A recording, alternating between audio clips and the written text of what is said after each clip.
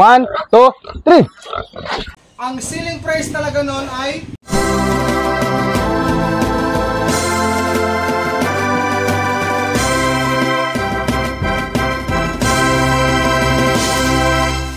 Di lalay. Ay, sorry. Hihiramin pala. Peace out. Hello mga ka-farmers. Magandang umaga po. Good morning. Time check natin ngayon ay alas 5:30 ng umaga. For today's video, maaga po akong mag-release pick up po sa isang narayunon. Ibig sabihin yung gelt po na bibilhin sa akin mga ka-farmers. Ang buyer po ay taga dito lang sa amin, kaya i-allow ko lang sila na papasokin sa aking babuyan. Pero ang gagawin ko ngayon, ako po ay magdi-disinfect po. Gamit natin ang Major D na pang disinfection mga ka-farmers. Kasi wala akong helper, wala akong nakausap na katulong na maghakot sa baboy. Si kabayang Isbe. Boss, good morning! Ayan guys, good morning! Ayan, good morning. Okay, so yan guys, atin pong i-ready ang gate natin. Pasok po kayo. Guys, wala akong choice, kailangan ko silang papasokin ng sandali lang kasi nga taga dito lang naman sa amin mga ka-farmers, po. So may dala kayong kawayan, sir? So mga ka-farmers, bago ko makalimutan, meron akong hinanda na usapang baboy. Wala po ito sa Pigurlac, yun ako Pigurlac. Usapang baboy, gabay sa wastong pangkalusugan at pagpapakain. So ito mga ka-farmers, ayan. Sir, para sa'yo to. Thank you. Bigay ko sa'yo ha. Okay, buksan natin mga ka-farmers. Dik. Sir, makisayo nga ako sir paano? Sa crates. Yan mga ka-farmers. Yan. Sige sir. Pa-slide na lang dito.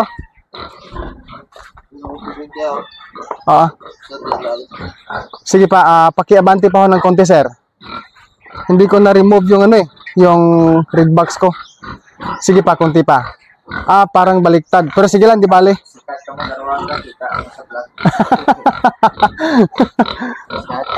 Sige pa. Paki-forward pa konti, sir, para hindi magutok, sir. Yan. Okay. Ayan, mga ka-farmers, so dumating na si Mrs. Meron na tayong camera woman. Okay, so disclaimer lang, ulitin ko lang for clarification. Yung buyer pala si SB Dolumpines.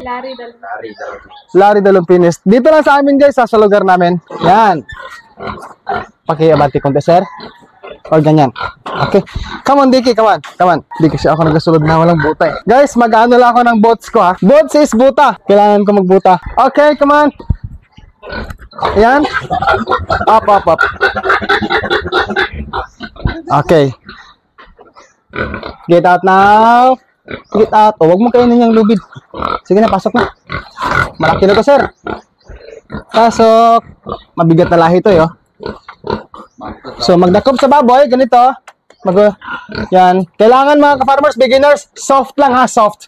Huwag po masyadong yung baboy para di ma-stress. No?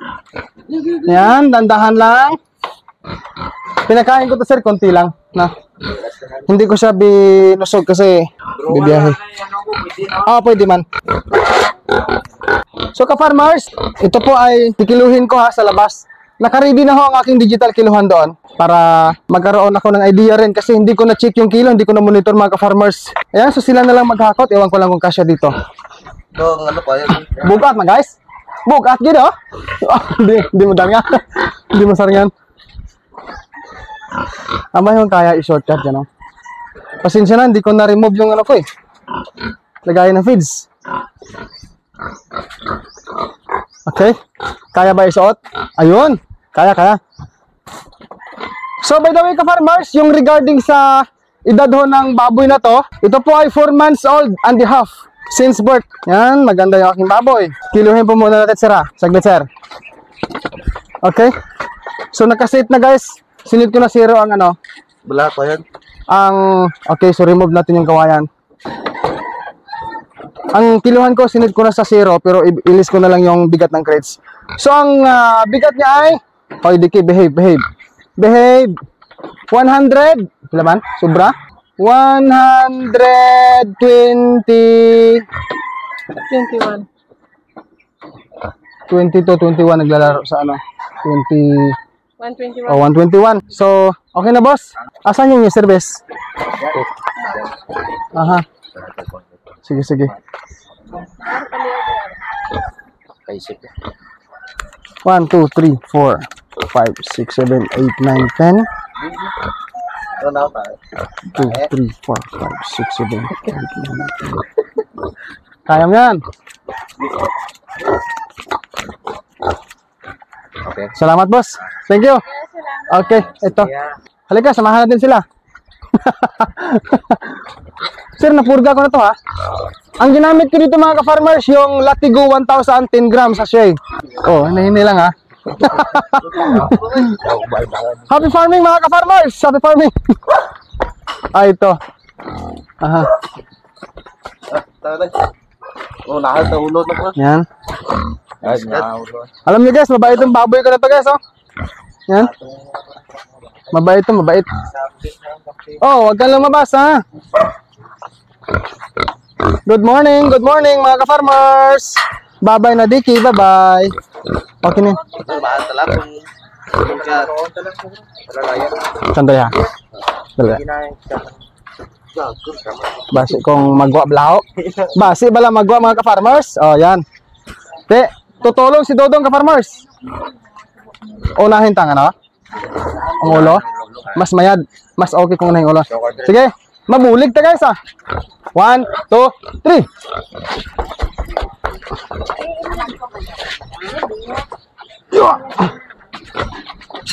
Okay. So, dyan buksan. Dilatang. Pag-ialala mo sa bubuksan ko lang. Di lalay. Ay, sorry. Ihiramin pala. Peace out. Nakalimutan. Kasi maglumpat. Nakalimutan ni Dodong guys. Hiramin pala ni boss ang ano, crates. Delikado. Pasensya na boss ha. Talagang ano ako eh. Minsan kasi sa bundok. Kasi guys, ay ka-farmers, yung kanya pong ano, yung farm niya, pig farm is nasa baryo, no? Yan. So, siyempre, after this one, pag bumalik na ang crates, ibalik nila mamaya, disinfect ulit. Kailangan talaga.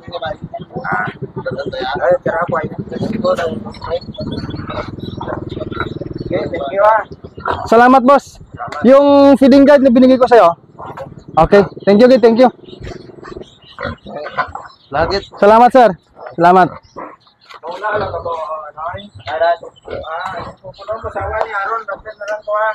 Mamalihog lang ako karon sa crates pag may ano ha. Balik. Sige. Yan. Wala na guys, kailangan ko i-dispose kasi kulang pa ako sa pin, gestating pin. Pero by the way, baka maanuhan tayo ng Diyos. Magrasyahan. Ingat po kayo. Salamat.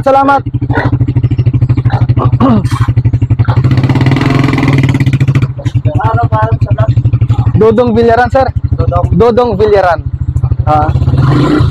Ingat kayo ha. Ingat.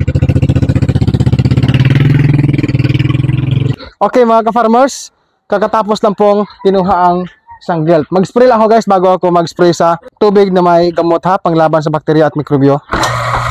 Yan.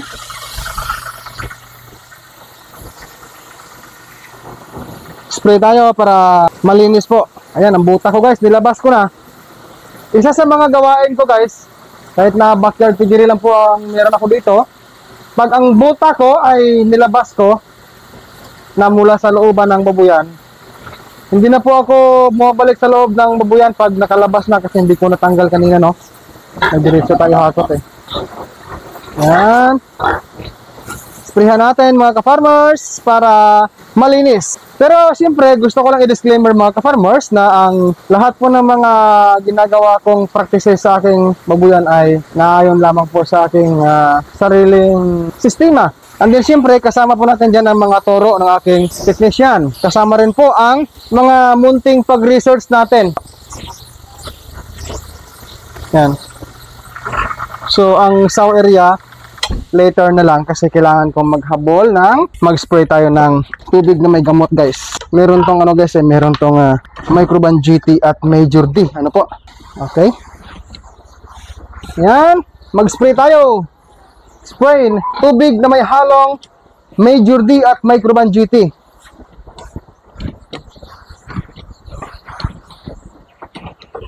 Pasensya na, wala akong sombrero ha. Hindi ko na ready.